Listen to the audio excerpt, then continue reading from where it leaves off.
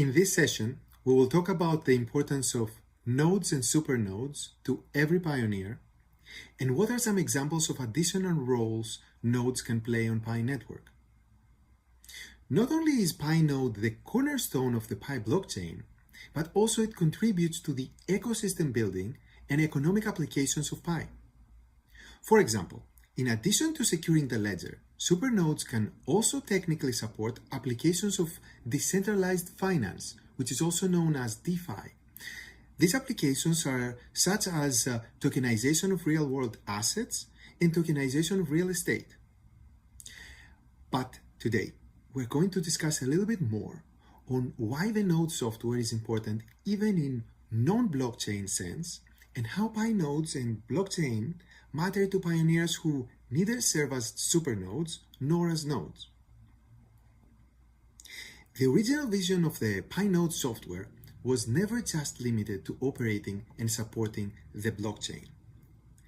Of course, the blockchain, as it secures the ledger of transactions, it is certainly the core and base layer of the decentralization of Pi network.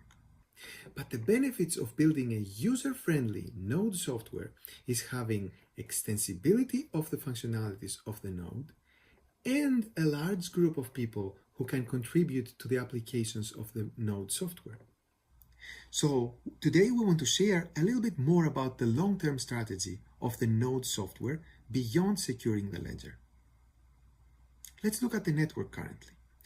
We have over 200,000 pioneers who downloaded and installed the Pi node software, and there are over 60,000 nodes active every day, out of which 40,000 appear to be actively managed, for example, updating to the latest version all the time.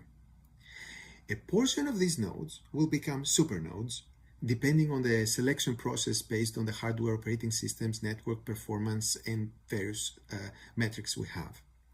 But what is the core team's plan for the people who are running the Pi node software who are not necessarily supernodes or nodes responsible for maintaining the ledger? Actually, we have great expectations for them, and we are open to any suggestions that build on top of our thoughts. First of all, the desktop Pi application serves as a redundant interface for the mobile application interface.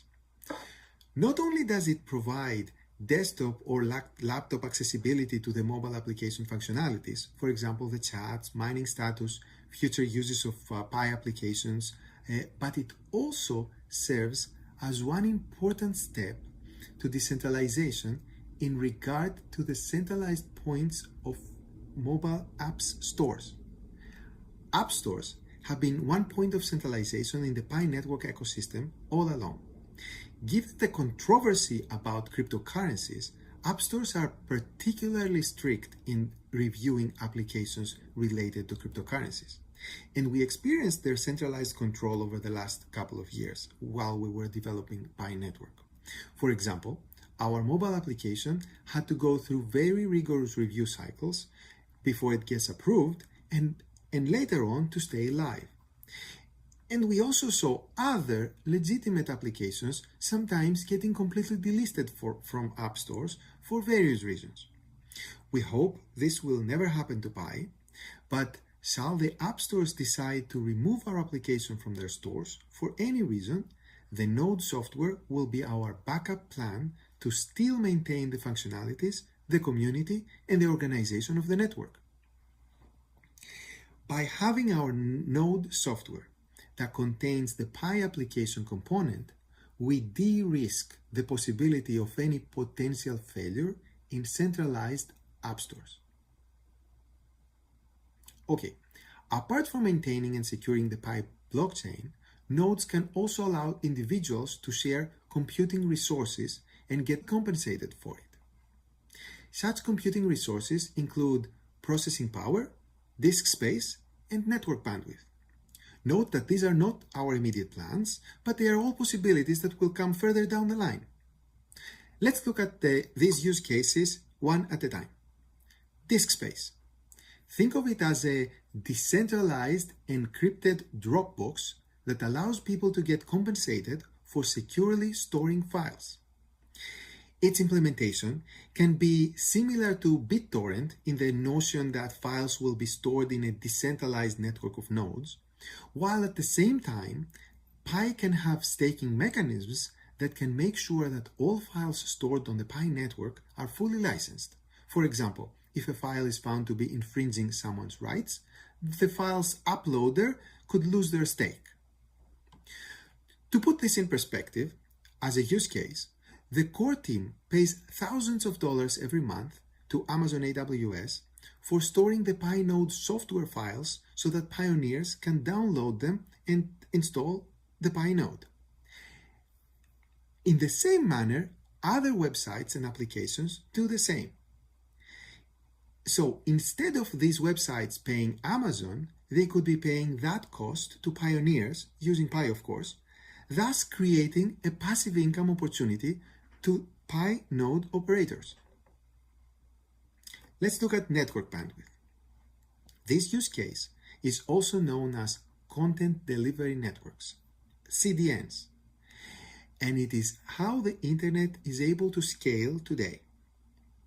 For example, the Pi application, like any other app or website on the internet, contains both graphics, images, videos, and media, and it needs to ask the server individualized questions. For example, what is my Pi balance right now? So while the individualized questions must reach a Pi database to be answered, the vast majority of the graphics and media are the same for all members and can be actually answered by a decentralized server near that person. So, for example, when a pioneer in Paris opens her app, the Pi logo comes to her from a server in Paris operated by our CDN provider, while her balance comes from Pi's database in San Francisco. This process helps speed up the application tremendously because the majority of the data can be delivered fast from a nearby data center or computer, and they don't need to travel long distances through the Pacific Ocean. And that's something that all major apps on the internet do. They use CDN to deliver their content. Once again, to put this in perspective, the core team spends thousands of dollars a month to our CDN providers. But for Pi network, with a distributed node network, there should be no need for such an intermediary CDN when there's tens of thousands of pioneer nodes in every corner of the world. There's probably a pioneer closer to you than any of the CDN servers. There may be one in the same building that you are right now. What if Pi nodes could utilize their unused network bandwidth to function as a decentralized CDN?